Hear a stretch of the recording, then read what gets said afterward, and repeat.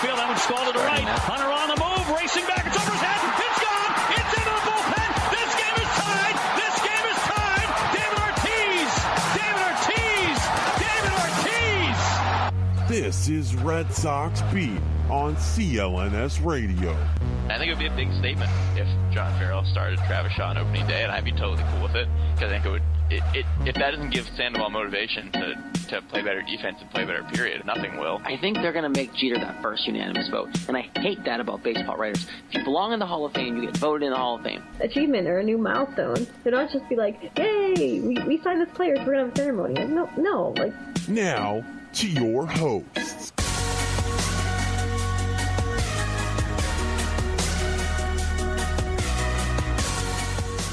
All right, welcome into Red Sox Beat here on CLNS Media, the leading online provider of audio-video coverage of New England professional sports. Of course, you can follow CLNS on social media. Twitter is now at CLNS Media. Facebook search the same thing. Of course, you can still download the free CLNS mobile podcast app for iOS and Android. Simply search CLNS in your app marketplace, or of course for Android, just go to the Google Play Store, whatever it may be for you, and check us out there. We're on Twitter at Red Sox_Beat. Facebook is Red Sox Beat Podcast. This week, made some false promises. Jared Krause was supposed to be on the show.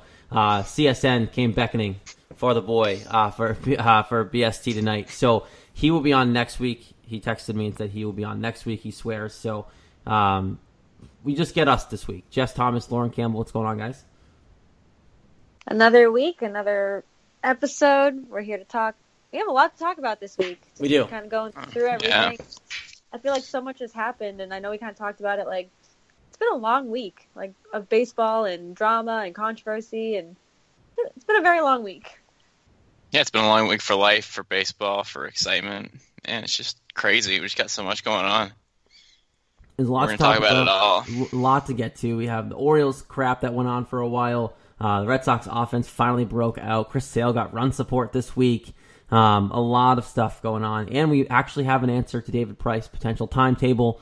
And we'll get to that in a little bit later. But first, like always, this was a busy week for the Red Sox. Ups and downs, highs and lows, back and forth with the Orioles, the Twins, and none other than Jess Thomas to break it down. We'll go back and forth a little bit and just kind of take us back, Jess, to the week that was and recap what happened. You make me feel like a king every week. I have to. Keeping that morale up. Yes. Yeah, wild week. So we talked about Monday's game on last show because it had happened already. 5-2 loss to the Orioles. Rick Porcello got no run support again. Same old, same old. But after that game, we found out that Adam Jones had been called the N-word and that there were several racial slurs thrown out at him. And that kind of started off everything, and that happened kind of right after we had done this. So that was nice excitement for the week, which brought us, we'll talk more about that later, but that brought us into Tuesday's game, which kind of started it all. It started first. Chris Sale was on the mound against Alec Asher, and Adam Jones got a standing ovation and a really long cheer, enough to even step out of the box by the Boston fans for what had happened the night before. Mookie Betts wanted the fans to give him a standing O. The Red Sox organization were all very apologetic and wanted everyone to treat him well, so they gave him a standing O. And then the next batter, Manny Machado, got thrown behind him by Chris Sale, which is obviously on purpose. You don't fire a 98-mile-per-hour fastball behind someone by accident. So that created a little skirmish. They gave warnings to both teams after that, and then the game happened after that. So we'll get to this, then what happened afterwards. The Red Sox won this game 5-2. They actually gave Sale a little bit of run support. Dustin Pedroia got an RBI single in the second. Hanley Ramirez hit a home run again in the fourth. The Orioles got one back in the fifth on a Trey Mancini double. He's a Red Sox killer at this point in his young career. Hanley belted his second bomb in the sixth to make it 3-1. Same place, really deep left field. I mean, really deep left field. And then none other than Manny Machado hit a solo home run to make it 3-2 in the seventh, but Mookie Betts erased all doubt with a 2 RBI double in the bottom of the seventh to give the 5-2 win. The Orioles only got 3 hits. Chris Sale pitched 8 innings, 3 hits, 2 runs, 2 walks, 11 strikeouts, and unlike his other games, he actually got run support and actually won with a line of 8 innings, 2 hits, 3 hits, 2 hit, 2 3 hits, 2 there runs. There it is. Come on now. 11 strikeouts. I couldn't say it twice. So he actually got his run support. He actually got a win. He's 2-2 at this point. Threw 115 pitches. The Sox got enough offense, but then after the game, Manny Machado decided to go on a super long rant laden with expletives. Every half a second you could look at it, there was expletives flying. I believe it was 7 of them in 5 seconds at the beginning of it. And I'm pretty sure most of them were probably the same word. And then Sale was let known after the game what Machado said, and Sale said, "Whatever, man, I'm not losing sleep tonight." So that was that game. Discuss. I love that. I'm sorry.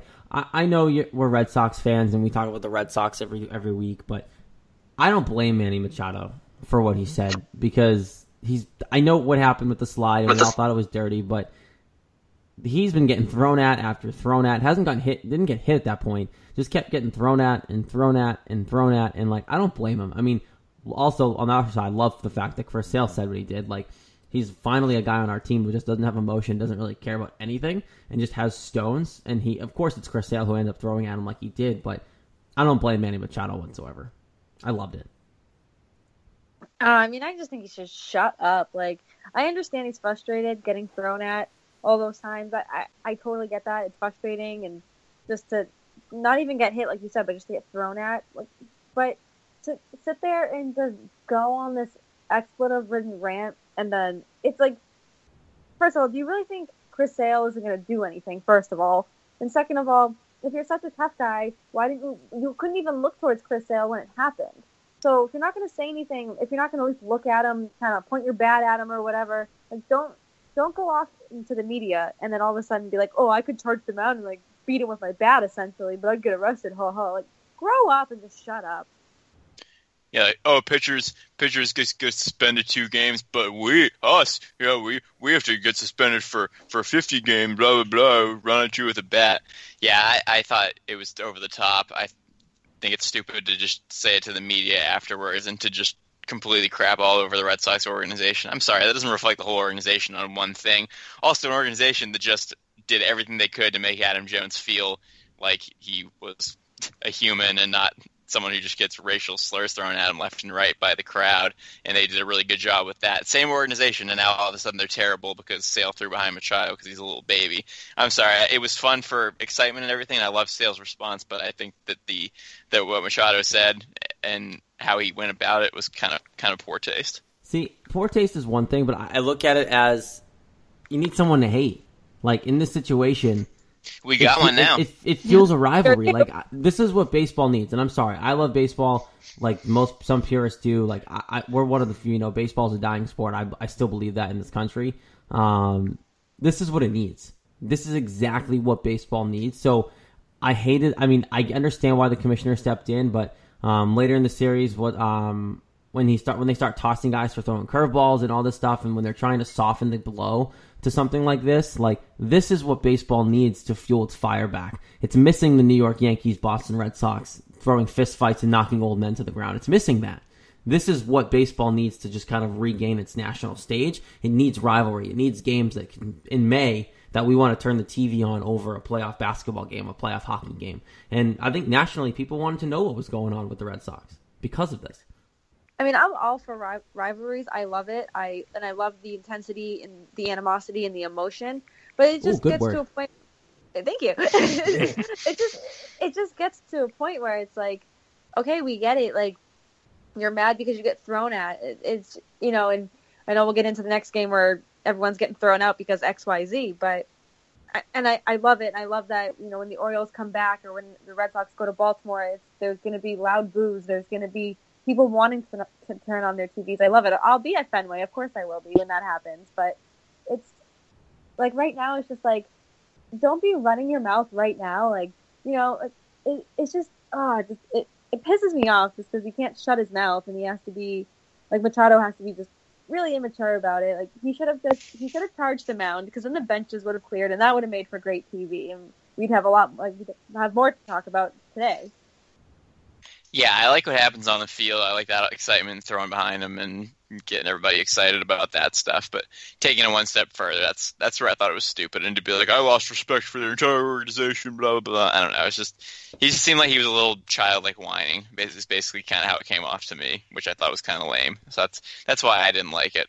But yeah, Sale. So the thing I love about Sale is that it's funny because, like, he like appears to have no emotion. He just like deadpans, like, yeah, whatever, man, I'm not losing sleep and all that stuff. But like if you look at him during his interviews and like he listens to the questions, he's like very respectful to reporters. He answers exactly what they say in his little own way. Like, I don't know, I get this sense that even though like he like is this incredible pitcher with like no emotion and all that stuff, I feel like he's a really good dude underneath it all. He just like doesn't like want it to come out because he has that intensity on the mound, but I feel like he's a really good dude. Yeah, I feel like it's kind of a tale of two halves kind of with him. I think you're right. I think, he has a persona, and when he's in the zone, I think his mindset just changes. He's like, I don't care. I give zero F's to the world. Like, whatever it may be, I just want to win baseball games, and I don't care who gets in my way. You're not going to get in my way. And then off the field, he's probably this really nice guy, easy to talk to. Like, there was that situation where a fan reached over after the game and was asking how to throw the slider, and for 5 minutes, Chris Sale literally looked and taught the kid the grip of how he throws his slider. And, like, exactly. It takes a nice guy to do that. So he kind of showed that's a good example of it. Yeah, I mean, I definitely think he's a good person overall. I mean, I know, the whole uniform cutting up thing, but besides that, like, I still love that too. I do too, but I feel like, just like you said, he really does pay attention to the question, and he really takes the time to kind of take it all in and give the answer, not just like, I need to pitch better, whatever. Or he'll just be like, no, he's like, this is what I need to do. It's not their fault. It's my fault because I need to pitch better. I need to strike out more people. It's not their fault. Like, he gives the answers that like we want to hear and that we need to hear, and like, all around, just good dude. I like him. Yeah, it's just a little bit different than everybody else. It's like, I don't know, it just seems more genuine than some people, which I like, and I think I'm a decent judge of people's character. Maybe I'm not. I don't know. I think I am. I mean, you absolutely are, judging from what you've told me about people. So yes, absolutely. So yeah, that was that game. That was pretty exciting, and it was a win, most importantly, because that's what matters in the end. So that brought us into Wednesday's game, and this was another exciting one. This was a 4-2 win, a lot of 5-2, 5-2, 4-2, low scores. And the Sox actually only got 6 hits in this game, but the Orioles got 9. But the run department is where it mattered, and this one got interesting real early because Kevin Gausman threw a curveball directly into the back of Xander Bogaerts, and he was ejected because the umpires were on high alert. Rob Manfred had a conference call with Buck Showalter and John Farrell along with Joe Torre, just like being like, we need to end this, like everyone's going to be on high alert, and then boom, Gausman hit Bogaerts in the back with a curveball, and he was immediately ejected, and he was pissed, and Caleb Joseph was pissed, and they were not having it. How could you throw me out over a curveball? But the pitch went directly into his back. It never was even close to the plate. So the umpire just kind of made a knee-jerk reaction and said, "I'm going to throw him out because that's what we're doing now." So he lasted 1 inning, and they had to use the bullpen for the rest of the time. Richard Blyer went 4 innings, and Ubaldo Jimenez, who was a starter, went 3 innings to end the game. The Red Sox got most of the runs in the 4th inning. Josh Rutledge made a 1-0 in the 2nd inning with an RBI single. But Chris Young got an RBI double in the 4th. Josh Rutledge reached on a fielder's choice, scoring Moreland. And Pedroia got a sac fly, and that was 4-0 after 4. The O's got 2 back in the 6th inning, but that's all they'd get off Drew Pomeranz, who pitched 5 1/3 innings, 7 strikeouts, 5 hits, 2 runs. The 2 things I want to talk about in this game, obviously the first thing with Gausman getting ejected, and Adam Jones got ejected later on for arguing balls and strikes. And then secondly, Drew Pomeranz is having a good season so far. I think a lot of people are overlooking Pomeranz just simply because, this past series, of course, people are going to overlook it from everything else that happened. But it's funny, I was actually at this game, and the people behind me were talking about how well he was pitching, and I was like, it was kind of refreshing to hear because everyone else was talking about Adam Jones, Machado, Pedroia, the Celtics. They were talking about everything under the sun. but the people behind us are just like, oh yeah, Pomeranz. And I was like, I could get in on this conversation. And we talked for like, I don't know, a good 7-10 minutes, just like how well he's been doing and how kind of he's absolutely exceeding expectations. He's getting, good innings and kind of giving the bullpen a rest if they need it. So I'm very impressed with him. Yeah, I think that, and before we get to the ejection thing, I think Pomeranz is someone that was really just not healthy. He clearly wasn't healthy when he came over here. The reports showed that, and I think now it's finally it seemed to be 100%. I think you're seeing what a decent pitcher he can be. Not saying he's a number one in most people's staff, but, for what the Red Sox need him to be, he's pitching very well right now. And it's definitely needed considering Steven Wright's now out for the year, which we quickly hit on last week. And you're going to need steadiness out of him. You don't know what David Price is going to be when he comes back, so it's definitely good to see that he's pitching well. Now, to the ejection thing, I first didn't think it was on purpose. I didn't. But I kind of watch it over and over again. I really think it might have been on purpose. And you guys might disagree with this, but watching it, that curveball was never anywhere but at Bogaerts. It didn't look like it was ever his starting there and slipped and just got stuck outside. That curveball started out at Bogaerts and finished out at Bogaerts. And I know I know curveballs can miss, but you're a major leaguer. You don't miss throwing a curveball by that much. I'm kind of in disagreement with you there. I totally see your point. I really do, but it was going 77 miles an hour. I just feel like when you want to hit somebody, he hit him in the thigh where you want to hit them, but you're going to drill him. You're going to do that 98 mile an hour fastball. You're going to throw hard, and not that 77 miles an hour isn't hard by any means, but yeah, but you got to look. Lauren, you have to look at it in a sense of they knew the league is on edge. So if you got to think that in my mind, if I was him, I'd go, okay, well, there's less likelihood of me getting tossed if I throw a curveball because they're going to go, oh, it was a curveball. They shouldn't have got tossed. And he kind of got screwed because the ump was on high edge, and he just didn't take anything at all. But I think if you're going to want to throw at somebody, you're going to want to throw a curveball in that situation because you might not get tossed. But I don't think, and I say, always look at the catcher when you think of this, but, I don't think Caleb Joseph would have flipped out the way he did if it wasn't intentional. He lost his mind.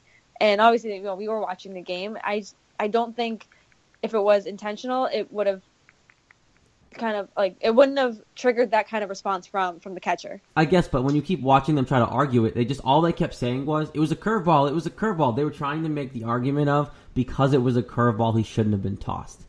In my head, I just think, okay, they're trying to plead the case that, yeah, maybe I meant to hit him, but it was a curveball, so I shouldn't be tossed. That's all I see when I watch it over and over again. It's fun listening to you guys argue about this before I give my opinion.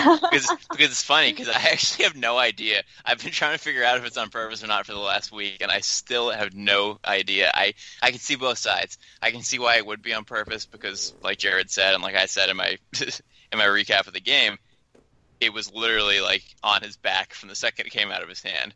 So that makes it seem like it is. But on the other hand, who's ever hitting anybody on purpose with a curveball in the 70s?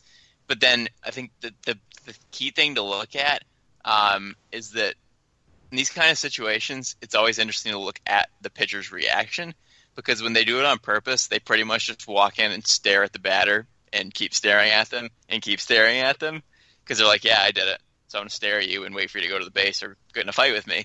If they don't mean to do it on purpose, they usually will, put their hands on their head like, oh my God, are you okay? I just hit you. I can't believe I just hit you. And Gausman, after he did it, did kind of have that, oh my God, I can't believe I just hit you look. And then he got thrown out, and then he ran forward. Oh, that was a curveball. Beep, beep, beep, beep. Swears everywhere. So he had the reaction of not on purpose, but then on purpose at the same time. He had both. It literally was in the middle the entire way. I had to watch it 6 more times to really to change my mind. Originally, I didn't think it was on purpose because, you thought, Lauren, right away, oh, it's a curveball. There's no way it was on purpose. I thought it right away. And then as I watch it over and over again, I look at it and go, wait, that might have been on purpose. Yeah, I watched it 12 times too. And it seemed more on purpose the more I watched it. But like I said, I still can't decide. So there you go. I gave both sides of it, and I still have no idea. So you just told me you thought it was on purpose. That's what I hear. When you say, every time I watch it, I think it's on purpose. You thought it was on purpose. But I also don't at the same time, because why the heck would you do that with a curveball? Nothing in that series made sense, though. That's why I'm not No, putting it it out of the realm, because nothing in that series made sense. And that's why I'm not choosing whether it was on purpose or not, because I just have no idea. And I can admit that I have no idea, because I've watched it too many times to still not know. So that just tells me I don't know, and that's gonna be that. So we'll chat. So let's move on to the fourth game. Sox have won the first two here, and this last one was not so good. It was an 8-3 loss. Manny Machado got his moment where he could go trot around the bases because he can hit a home run, and he's going to show up all the fans because, yeah, that's right, I'm better than you. I'm going to hit a home run. So Kyle Kendrick started this game against Tyler Wilson. Kendrick started off well. He didn't give up any runs in the first two innings, and the Red Sox got two in the first inning on a Xander Bogaerts RBI single, and then another run on the throw. But then in the third, and then especially in the fourth, Kendrick kind of fell apart. The Orioles scored a run on a steal home by Seth Smith, where Machado was going to second, and Vasquez threw down, which he definitely shouldn't have because he scored a run easily on it. And then Chris Davis walked to score another run. Pedroia had a home run. Sorry, there was only one run in that third inning. Pedroia had a home run to make it 3-1 in the third. Then Kendrick fell apart. Seth Smith had a two RBI double to make it 3-3. And then Machado hit his big 3-run homer to make it 6-3, where he trotted around the bases. And then the Orioles got two more in the fifth inning, and that was it for runs. 17 hits for the O's, only 9 for the Red Sox. So Kendrick finished giving up 8 hits, 6 runs, only 1 strikeout in 4 innings. So good start, poor finish. Tyler Wilson pitched pretty well.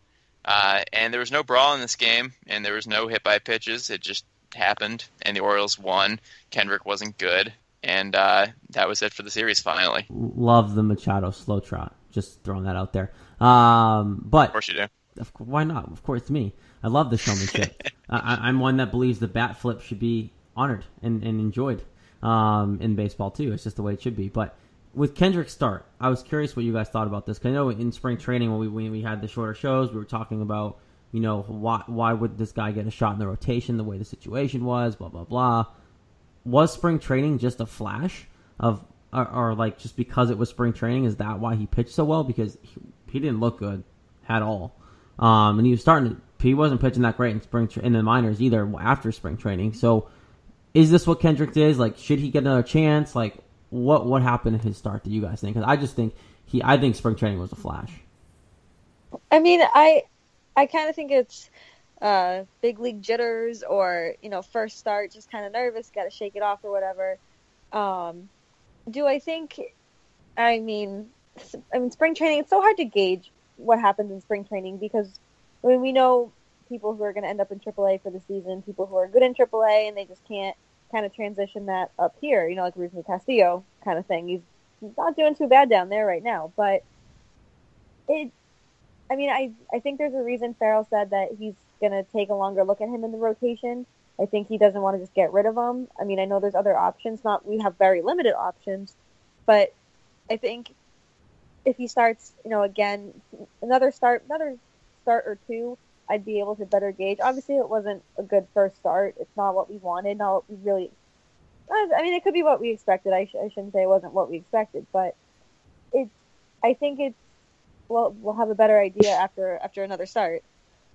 Yeah, I haven't seen enough to make a decision yet. I'm not willing to say that he's not good because he started off the game well and just had a bad inning. So I want to see another start. If he gives up another 8 runs or 9 runs and another start, then I'll start thinking about that. But for now, I don't think we've seen enough to say that he doesn't deserve the spot in the rotation. He did pitch really well in spring training, so I want to see more of him. I think that he's not as bad as he pitched in this game. Who knows if he's really good or not, but I definitely want to see more. And you will, because he should get at least one more start. Just because David Price isn't back yet. So he's going to get another crack at it. And he has no options, so if they don't want him anymore, he's just going to be gone. So you either start him or you get rid of him. So that's pretty much it, yeah, at this point. So they're obviously going to start him at this point because you need a pitcher. That is true. Because Wright's out. So that was that series, a 2-2 week. Me and Jared both got that week right. That series right. Unfortunately, not the week right because it wasn't a sweep of the Twins. which we'll get into right now. And it wasn't a sweep because the first game was a loss, 4-3 loss on Friday. This was a frustrating game because bad start and a bad finish, and good in between. The pitching matchup was Phil Hughes and Eduardo Rodriguez. They were both good. Hughes gave up 1 run in 6 2/3. Rodriguez gave up 3 runs in 6 innings with 6 strikeouts. The Twins got up 2-0 in the first off of Erod, and it happened real fast. Miguel Sano hit an RBI triple, and Robbie Grossman got an RBI infield single. So it was 2-0 on the first 4 batters of the game at that point. And then the Red Sox got 1 back on an Andrew Benintendi home run to center field to make it 2-1. Joe Mauer made it 3-1 with an RBI single in the 7th, and the game wasn't looking too good at that point. But in the 9th inning, Chris Young hit a 2 RBI single down the left field line right past third base, tied the game at 3, and everything was looking great. And then Matt Barnes came in for the bottom of the 9th and gave up a walk-off home run to Joe Mauer, his first walk-off home run in his 14-year career, which I found hard to believe. I know he's not much of a power hitter, but I was still surprised that was his first one. This game was just frustrating because you make that comeback, you get tied in the 9th inning, and then boom, right away, there goes that fun, ball game over. And this pose, and this is a question that's been talked about in the city since that game, at least right after that game, was, why was Matt Barnes in that game? I actually agree with it. I think that spot, that is a Matt Barnes situation. He hasn't been pitching that bad. Like, you can't expect Kimbrel to save you every single time. I know he's been lights out, but at this point it's in May, and you got to trust your setup guy to go in there and get a couple outs. And then, what if this game extends and you need Kimbrel? You know what I mean? So, as much as I would hate to criticize, I would love to criticize John Farrell on the move. I think that Matt Barnes was the right choice. I think it was a crappy situation, like the way the game ended, obviously, with Mauer hitting the bomb out of there. But, I think Matt Barnes was the guy that was supposed to be in that point. Yeah, see, I would go with Kimbrel in that situation just because, I know it's May, but you still got to win these games. You got to win close games, especially, and you just made that comeback in the 9th, and Kimbrel's rested. He's ready to go, and he's been, like you said, he's been lights out, and he's been phenomenal the last few starts, and really proving why he's, the closer and somebody who can save our games. And I think in that situation, even though it's not a save situation, you got to go with Kimbrel. Yeah, I'm okay with either move because Barnes has been pitching well too. But just because you just got that tie game and you just got that momentum, I think I'd bring in Kimbrel just to kind of lock down the inning. Obviously, you'd want him later on for extra innings, but if you give up a run, that doesn't matter anymore. But, Kimbrel's been unbelievable this year. His numbers are off the charts. He's pitching incredibly. Pitching like he did in Atlanta. Yeah, just like before. He's incredible. He pitched well last year, too. He was just too wild. So this year, he's doing exactly what he did last year, minus the wildness, which means he's unhittable because he's incredible. So, I don't know. It's too bad how it worked out, but I think I would have gone with Kimbrel just because of how well he's pitching at this point. But, who would have expected Barnes to give a walk-off home run to Joe Mauer? He has never hit one in his career. He had 1 home run in the season so far. So, I think it was just rotten luck at a bad time, and it was just more annoying because they had just tied the game. It's like, yes, no. I legit think this is the first time I haven't questioned the manager, and you both did at the same time. Yeah, you guys have been disagreeing a lot. It's pretty exciting. It's weird. I know, this is parody. This is really weird. But that being said, obviously I wouldn't have been mad if they brought in Kimbrel because I think there would have been no question that he would have shut it down. But at the same time, I think that Barnes hasn't been pitching that poorly. He's kind of, as much as it hasn't been anybody else to really take it from him, he has earned being that 8th inning guy at least till people come back. I personally, the way Thornburg's going, I don't think Thornburg's going to pitch this season, to be completely honest. So that would be a disappointment. You got to have somebody there. He was just put on the 60 day, so who knows at that point. Yeah. But I just think that overall, you give that shot to Barnes. He's earned the right to it, and if you lose, you lose. You win, you win. It is May after all. And I know you needed the game. It's kind of unfortunate, but I think it's just I think the situation is what's making people think Kimbrel is the right decision, just because of the fact that you made the comeback. Well, it's funny how much difference a year makes, because last year everyone would be saying, no, don't bring him in. He's terrible in non-safe situations, because he was. But now everyone's like, yeah, bring him in, bring him in, bring him in. It's just like, it's so funny how it changes that much just because he pitches well for a month. But yeah, that's how it works. So, let's talk about some offense, guys. Let's go to Game 2 of this series. We'll start with a little primer of 11 runs, and then we'll get us to our full paint of 17 runs on the canvas.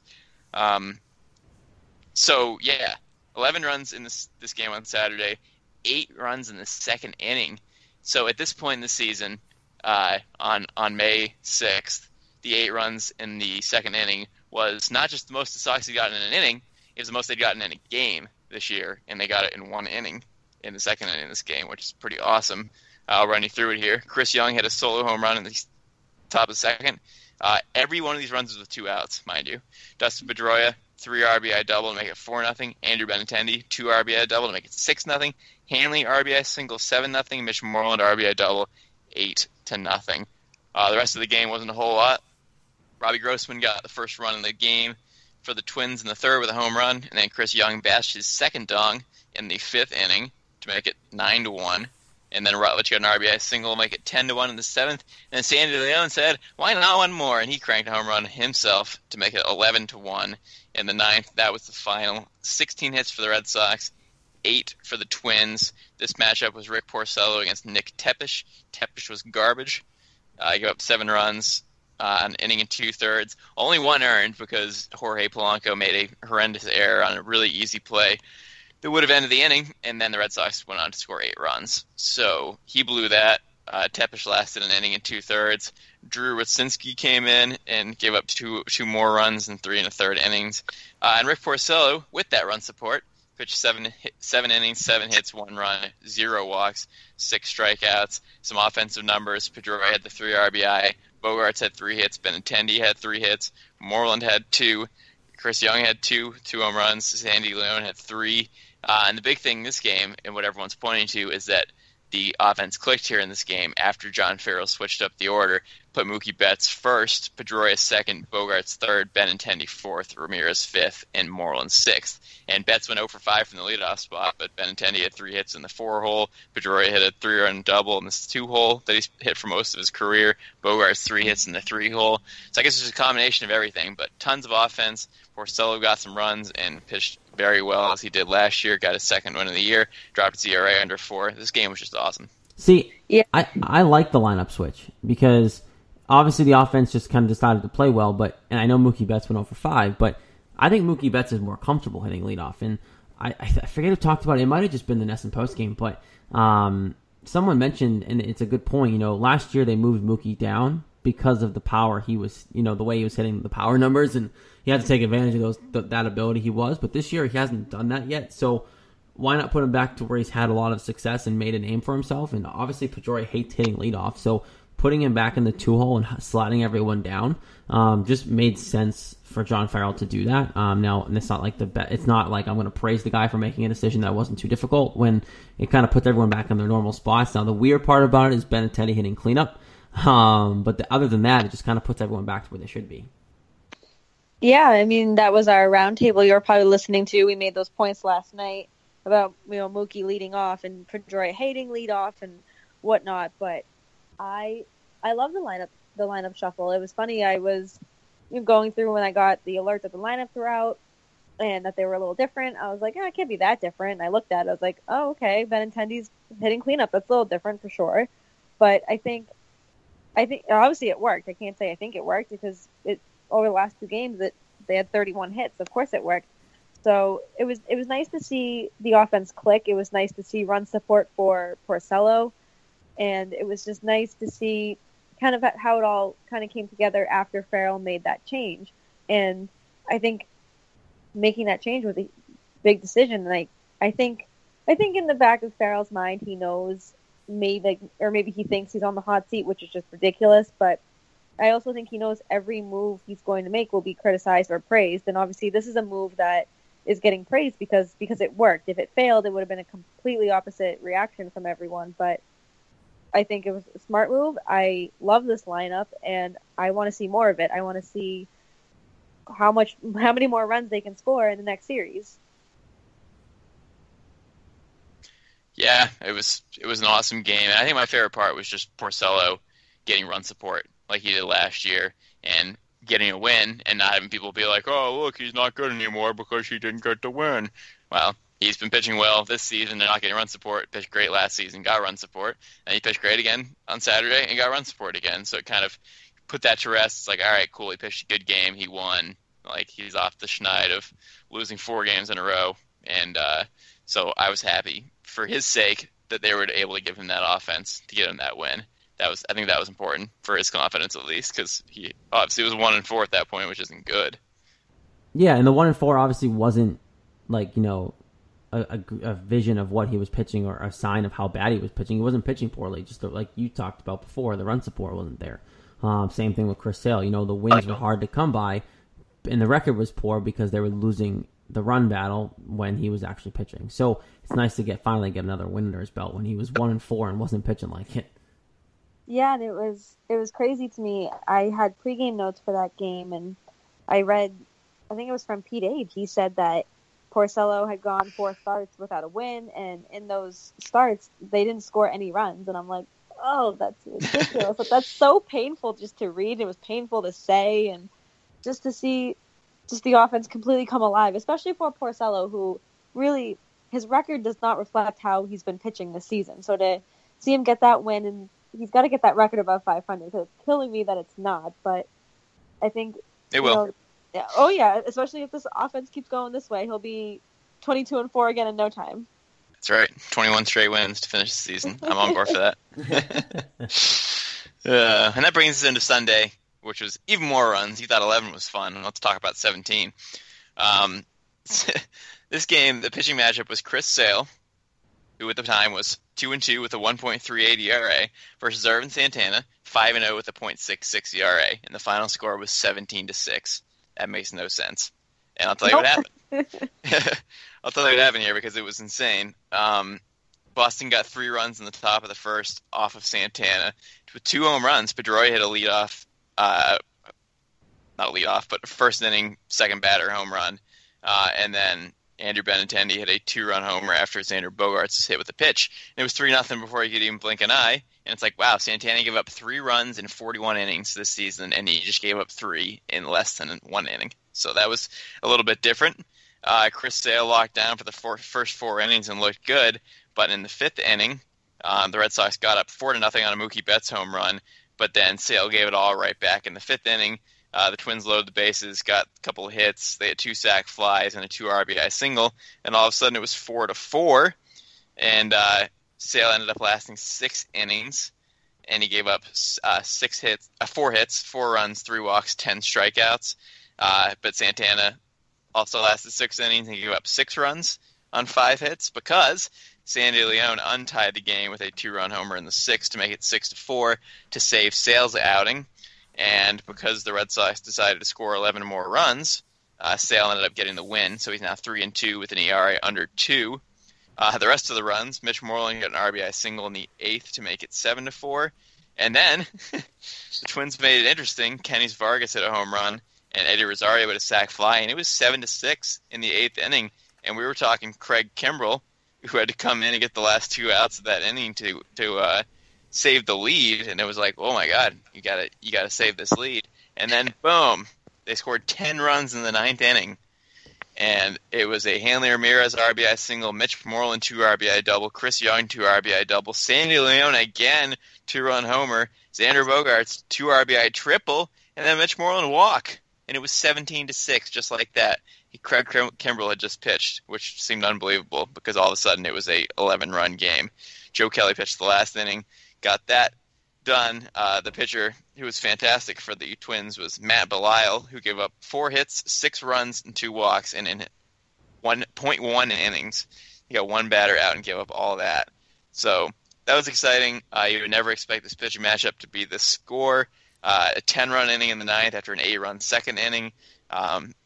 28 runs in the last 2 games. So something changed here quite a bit.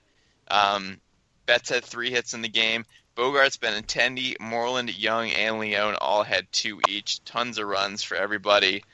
Sandy Leon with 3 home runs in 2 games, which is good because he was struggling big time. So this game was just offensive explosion, and a really good game turned into a gigantic blowout just like that. Yeah, and what's crazy about this game was, you know, against the Twins, you're like, oh crap, you need to waste Kimbrel, like it's a close game. And like you said, they just kind of all of a sudden exploded. And I'm just hoping that this game, obviously, and the game before, really just kind of helped propel this offense to what they needed. They haven't been able to put up consistent runs and really have this breakout inning yet. They haven't done this yet. This was the first time we saw this. They could put up runs here and there and get a couple here and there, but they've been leaving runners stranded, and they just haven't been hitting the ball at timely situations when they needed to. They've finally put out this breakout inning that they did a lot last year with the offense they had. So I hope, and I'm praying that this is a sign of what to come, because if so, you're going to start to see some more wins piling up and some more run support for Chris Sale, which is very exciting. Definitely very exciting. It's so much fun, and this is why I love baseball. We were talking last week how there's no offense and how it's been struggling, and now they come out like the last 2 games of the series, they do something like this. So it gets me more excited for every game, and I'm super excited to see if this offense will keep up and if it's the real deal or if it was just kind of a fluke. But I really don't think it is. I feel Farrell's going to make those adjustments as he sees fits, and right now everything just fits. Yeah, it was fun to see these runs, because that's why you play the games. You got this great pitching matchup, and they both don't pitch well. I mean, Sale had 10 strikeouts, that's great, but he only lasted 6 innings, which is nothing for him. So the Red Sox are now 17-14. We're going to give the MVP of the week to everybody on offense, because how do you pick? Betts had a great week. Pedroia had a great week. Bogarts had a great week. Benintendi, Ramirez, Moreland, Young, Leon. Literally everybody was just raking the ball. It was not even just the last 2 games, but Chris Young had a couple games before that were good. Pedroia and the lineup switch, and everyone just kept rolling. So it was just a great finish to the week, and it was a 4-2 week overall, which is a good finish. It was a good close to the week, and good momentum coming into this week with a series against the Brewers and then the Rays, 2 winnable series. So all things looking up. Pitching was still pretty good. Offense is back. And Xander Bogaerts sitting 340. Love it. Let's go. My just want to throw that in there. Starting to be more consistent. I'll tell you that. He's starting to figure it out again. I still wish he'd be a little bit more of a leader, but it's okay because the bat's back. But there you go. I mean, how can you not give the MVP to the whole offense the way they finally figured it out? You can't just pick one person. But that being said, of course, you're listening to Red Sox Beat. That is Jess's recap. Of course, our opening segment and his recap was powered by SeatGeek Ticketing app, the smartest and easiest way to buy and sell sports and concert tickets. Get a $20 rebate on your first purchase, of course, by downloading the free SeatGeek app to your phone. Go to the settings tab and click add a promo code and enter the code Garden Report, all one word, all for a $20 rebate. And so SeatGeek, of course, knows who sent you here at CLNS Media. Some other stuff to talk about, before we kind of break out to some stuff around the league. The big news this week, I think, Red Sox stuff, is David Price getting a timetable. But before we do talk about that, I want to get your guys' take on the whole Adam Jones fan incident situation, and just kind of what happened there. I'm sure everyone knows the backstory by now with the fan and the racial slur, blah, blah, blah. But that also had a separate incident with the fan. So I just want to get your guys' take real quick on kind of that situation. I mean, it's the word itself it's a deplorable word. It should never be used. It's disgusting. I hate saying that. I doubt that it happened, and I'm sure. I mean, I've been to many Red Sox games. I've heard a lot of terrible things that people have said, whether it's about players or just people in general. I know what I heard, and it reflects poorly on us as Red Sox fans. It reflects poorly on Boston, period, because we're already seen as a racist city, and this kind of stuff makes it worse. But in this day and age, it blows my mind that nobody got this on camera or Snapchat or anything, and nobody's really kind of come forward to confirm it. And like I said, I'm not saying it didn't happen. It's just, in the world that we live in today, I'm just surprised there's no video to back it up. And not that I need audio or video, anything, evidence to hear this word. I don't want to hear it. But it makes me mad that people are so up in arms about this, because like I said, it reflects poorly on us as fans. It reflects poorly on us as a city in general. And the next day we welcomed him very warmly. We had standing ovation. We had, Chris Sale stepped off the mound for him. So the Red Sox and fans did what they could on their part. But I hate when stuff like this gets brought up, and I hate that race always gets thrown into it, because they're not here because of their race. They're here because of their talent, and that's what we should always look at. It's not, I don't care if you're black, white, Dominican. I don't care if you're Asian. If you're good, I want you on my team, and I'm not going to criticize an opposing team member just because of who they are. Yeah, the whole situation was definitely interesting with how it happened and him mentioning what happened, and then the Red Sox taking swift action. That was handled really well. I like that the fans cheered for him. I know some people are like, "Oh, you should never cheer for the opposing team." I know, not to call him out, but I know Adam mentioned in our chat that he thought that they shouldn't cheer for him because he's the opposing team. And my response to that was, it's not really a baseball thing or a sports thing anymore. It's kind of like a human thing with what it is. Yeah. So I had no problem with. I liked that they gave him a standing O because it has nothing to do with the game. Who cares about the game? He's a person and he's a good dude. He's been outspoken his whole career. He's clearly a good dude. So I liked how they did that. The thing I find strange, and I know it's obviously a completely separate situation, and obviously this happened like in season, like while the game was happening, but for the Red Sox to take such swift action on this, and then I don't know if you guys remember, but when David Price before said that fans called him all kinds of racial things before, but he never mentioned it. So I guess that's why nobody took action. But it seems weird to me that the Sox were all over this one. Yet David Price said that people did the same thing to him in his own city last year, and nothing really seemed to happen because of that one. Yeah, that's really interesting. Now that you bring that up, I didn't even really think about it, but it's like you said, the Sox were so quick to act on this, and David Price comes out, and I don't know if it's because it was, after the fact, right after delayed, and he didn't say anything after the game or whenever it supposedly happened. So maybe that's why they're kind of like, well, there's nothing we can do now. This happened months ago, and you're just saying it now. There's absolutely nothing we can do except just tell fans to be respectful. So then that only goes so far. Yeah, no, I didn't think about that either. But you can only control fans so much. Like when they, for example, when they ban that guy for doing this, you can't control. The guy will be in the stadium at some point. He's gonna get back in if he wants to. All you can really control is you post pictures somewhere, maybe, but there's so many ways into that stadium, and there's so many people. It's really hard to do that for something like this. You'll obviously you might be able to ban his name from buying tickets, but that's probably the best you can do. I don't know what they'll do their best, but I think the whole incident is just crap, and I hate it because like you talked about earlier, Lauren, our city's blanked on being racist as it is, and we kind of just got over the whole situation with Jay Crowder and the Celtics, and when Gordon Hayward was in town, and that whole situation. And now it comes back again because of something one idiot does in center field. And it's just stupid because I don't say I'm in the same field you are, Lauren. I don't not believe Adam Jones because how can you call a guy a liar about something like this? But at the same time, Kurt Schilling can. Kurt Schilling is Kurt Schilling.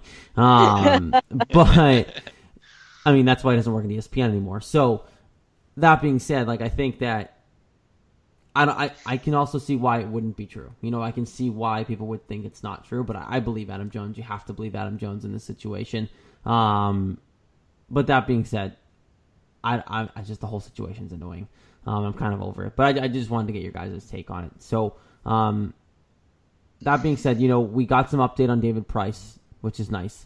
Considering Stephen Wright is out for the year. We did touch on that last week as we kind of found out we were kind of recording for once instead of 10 minutes after we stopped recording. So we talked about that as it happened last week, which is nice. But, we finally figured out David Price's timetable. They're saying he's looked good in simulated games. They're projecting him to start on May 30th as of right now, which means a couple minor league starts thrown in there as well. So, guys, good news on David Price. Do you think this timetable holds?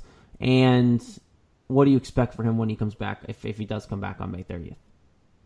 I do think that this timetable will hold, because I said this last night on our roundtable that this is the first time we've gotten a timetable for his return. You know, it was 7 to 10 days after the injury happened, and then after that, just kind of was swept under the rug. You know, he was throwing, then he was pitching. So, and what I've really taken away from the entire thing is that people keep referring to his intensity, and that he looks confident. He's very intense when, you know, he gets a strikeout. You know, he's yelling, he's pumping his fist, and that's what I want to see, because that's the kind of pitcher we know he can be. And if he's that intense on the mound, I'm hoping that'll change his locker room attitude and maybe like his little sensitive attitude. He won't take to Twitter so much after games or anything like that. And as for expectations, I want the David Price that we know he is. I don't want the David Price we had last year. I want the big strikeout David Price, and I want Chris Sale 2.0, essentially, is what I want from David Price. Even half of Chris Sale. Yeah, I don't know if I believe the timetable. I mean, they've definitely been careful so far and everything they've done, so that makes me feel a little better about it. I mean, but obviously this timetable is banking on him feeling good in his rehab stints and all that, and you never know what could happen with those, because that could turn out bad and he might not be ready, or he pitches poorly or whatever. So I'm not sold on the timetable. I mean, I hope he comes back at that point, because obviously with Wright going down, you want that extra starter, and who better than one of the best pitchers in the league, supposedly. How do I think he'll pitch? I think if he doesn't pitch well, then he's just running himself out of Boston, because he kind of has to pitch well. I mean, he's with the injury and now coming back after not pitching well last year. This is kind of the time to pitch well, and he's got a fantastic example in Chris Sale, so he should, learn something from him maybe. I mean, he's obviously not the same personality in any way, but boy, dude, if you want to pitch well, look at what this guy's done in his first month of his Red Sox career. Boy, there's something to look up to. Yeah, and I think that, I look at the timetable and believe it because of the when they're giving it. They didn't say at the beginning of April he'll be back May 30th. Like, they took their time, they let him rehab, they figured it out, and got some starts in. Now, everyone here knows I'm one to disagree with the Red Sox and not believe anything they say, but, because of the timing, I think, of when they're announcing it, he's had some starts, just some, like, bullpen simulated starts, and, with a couple minor league starts scheduled. I'll believe it until something goes wrong. Because at this point, they've been super careful. It's going to be 2 months of the season gone by the time he pitches a game, so, I know a lot of us question if he'd even pitch at all, but that being said, if he doesn't feel any discomfort and he's ready to go May 30th, then by all means, let him go May 30th and see what happens.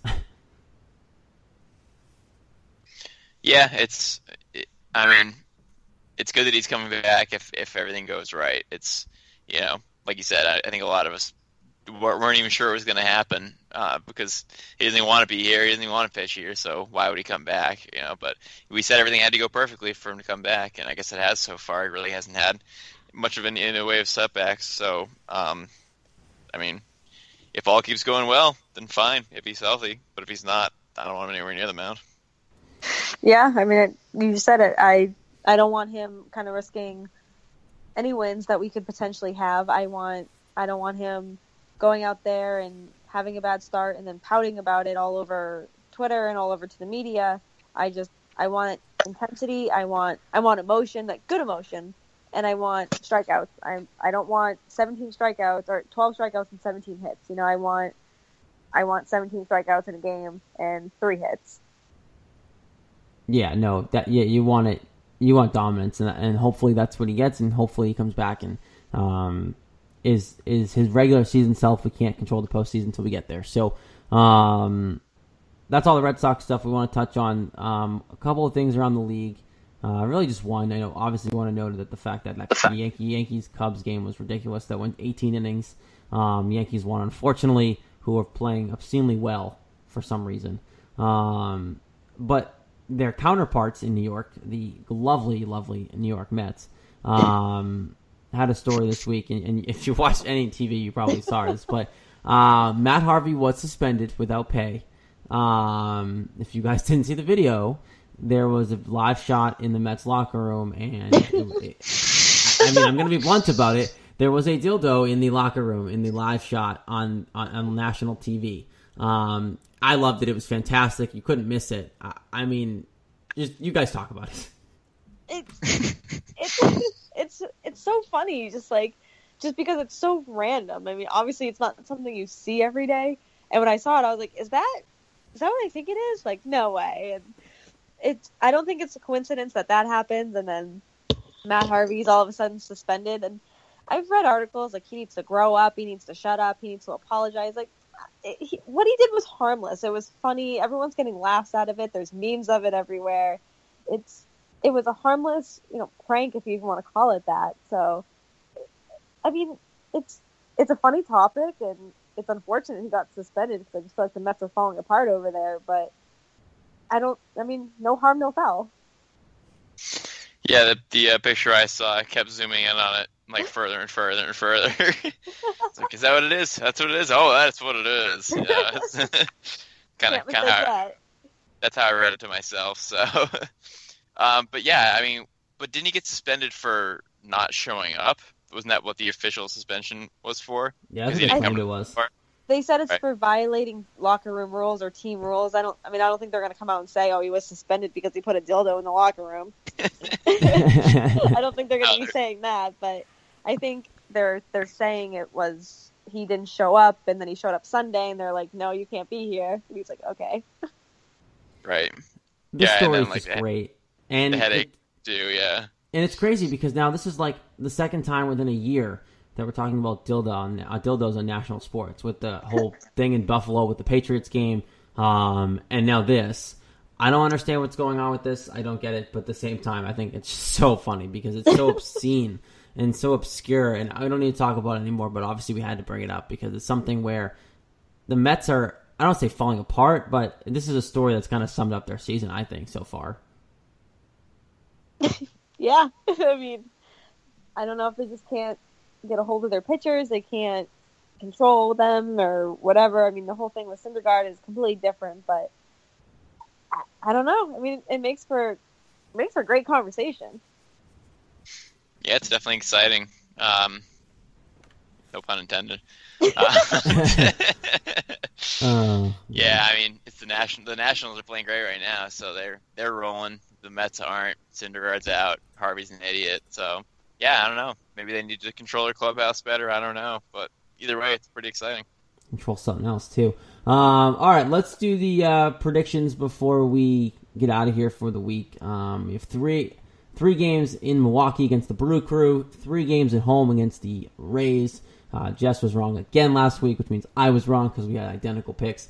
We were so close. We were one game. We were both one game off. Just a walk-off away. That being said, I'd say a big week for the Red Sox coming up. I think most weeks are big weeks now, but you have a chance to really take some games this week. First series against Milwaukee here, coming up in Milwaukee, of course. Jess, how does this one go down? Yeah, I like winning 2 out of 3 in the series. I think the Brewers are a decent team. We get to see Travis Shaw return. Their record's not too bad. They're hanging around 500, and obviously the Red Sox are too at 17-14. So I think 2 out of 3 is fair. They're 7-10 at home, which is not very good. I think a sweep might be a little bit tough going out there on the road, but I think 2 out of 3 is pretty reasonable for this series. Yeah, I like 2 out of 3, but I'm going one more than you. They're going to take all 3 from Milwaukee. Sweet. I'm take out those brooms, fellas. I'm excited to see Travis Shaw again. I do miss him terribly, especially now when we don't really have a third baseman. But I am excited to see him. He's doing good things over there. But I think the Red Sox, they're just on this tear. I think this lineup's going to do big things, especially over in Milwaukee. They're not very good at home, like you said, Jess. So I was kind of negative last 2 weeks. I think I was pretty negative, and this week I'm going pretty positive. They're going to take all 3 from them. Yeah, it'll be fun to watch the good old mayor of Ding Dong City playing again on against the Red Sox. I got them winning 2 out of 3 against the old Peru Crew. I just think the Red Sox are a better team. The record's not indicative of what this Red Sox team is. I I think it's been a disappointing start for the Red Sox, but I think the offense is starting to figure it out. And after an off day today, I think they win 2 out of 3 against the Brew Crew. And then they have 3 against the Rays at home. Very optimistic myself again this week. I think they're going to sweep the Rays just because the Rays are not a good baseball team. And if you don't, it's kind of a disappointment. That being said, that is a 5-1 week if you do the math at home, folks. This is a week that, like I just said, you need to take advantage of who you're playing. You're a better team than Milwaukee. You're a better team than the Rays. I'm giving you 1 loss because you can't go undefeated. Something will go wrong. But that being said, this is a week for the Red Sox to really clean house. Yeah, I'm right there with you. I've 1 loss this week too. We're switched, Jared. I think we're flip-flopped. We are flip-flopped, and I think they're going to take 2 out of 3 from Tampa Bay. You know, you nailed it on the head. They're a better team than Tampa Bay, and I feel like they play pretty well against Tampa Bay. I always feel like, and they need to go into these games, and they need to come out. Like, this is a big week for them. I know it's May, and I don't like saying it's a big week in May, but this is a really good chance for them to take some games, and after this week, they're going to have 22 wins under their belt. So that's that. Yeah, I'm winning 2 out of 3 as well in this series. 2-1 both series for a 4-2 week. Sweeps are tough. I thought they were going to sweep the Twins. They took 2 out of 3, so I'm sticking with my 2 out of 3 from the Rays. It's a road series. If it was home, I'd probably pick a sweep. But the Sox are only 6-7 on the road as opposed to 11-7 at home. Obviously, a lot less road games. We'll get 6 of those now. So I'm going 2-1 for a 4-2 week. Jess being Mr. Negative once again. Love it. It's not that negative because it's still over 500. I mean, it looks negative compared to me and Lauren, which is weird because I'm usually Mr. Negativity himself. But so there you go. Jess has 4-2. Myself and Lauren flip-flopped have 5-1 for the week, which means the Red Sox hopefully come next week. 6-0. That'd be nice if we were wrong and it was 6-0. That'd be fantastic. And Jared Carabas would be dancing in his underwear if they are 6-0 next week. He'll be on next week. Carabas himself, he will be on next week. You can follow us on Twitter, of course, at @RedSox_beat. Facebook is Red Sox Beat Podcast. Don't forget to follow CLNS Media now, not CLNS Radio, at CLNS Media. Made that switch. Facebook, of course, search the same thing. You'll be able to find us there as well. Today's show was brought to you by our friends at ZipRecruiter. You can start using ZipRecruiter for free now by going to ZipRecruiter.com/sportsfan. Of course, also don't forget our good friends at SeatGeek as well, and check out the Garden Report rebate for $20 off. For Lauren Campbell and Jess Thomas, I am Jared Scally. We'll be back next week again with Jared Carabas of Barstool Sports. Until then, go Red Sox, and here's to hoping for a 6-0 week.